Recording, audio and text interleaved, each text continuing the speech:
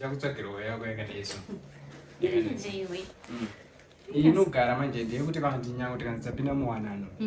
Inogara. Sure. Saka mazora mutambe makadzi omwana. Mwana.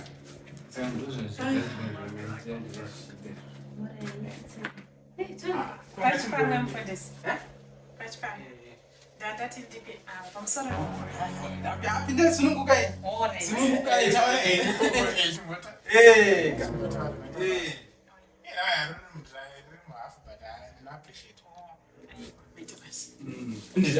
Mfundisi.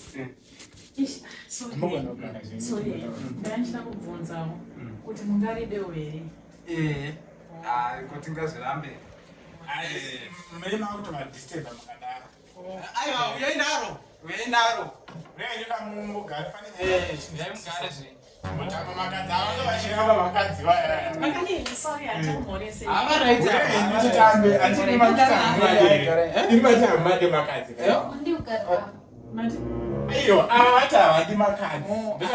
Aiwa, ndosakati togona kutamba zvedu. Totangira kutambira mapapa. Masingane makadzi ne ava. Kutamba nini muri Unogona kuenda kukicheni. manje mukadaro munhu wamunoda mamukanganisira. Aiwa, kana reiroti vabatire vatamba kana mapoto. Nemaita zvirudo zvini isusu toita zvemakadzi isu hatisi murudo kaizvo tongowirirana. Aiwa, kana achingoisa makadzi apa zvama tikutamba.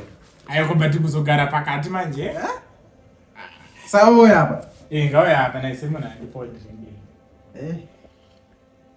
Ukona ndobone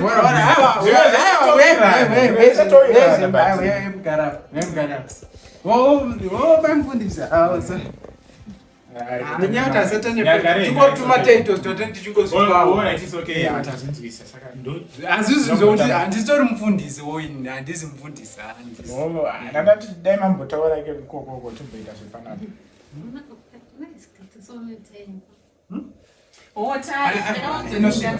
Alright, miyaso aina kunyanya apa mise mpendero.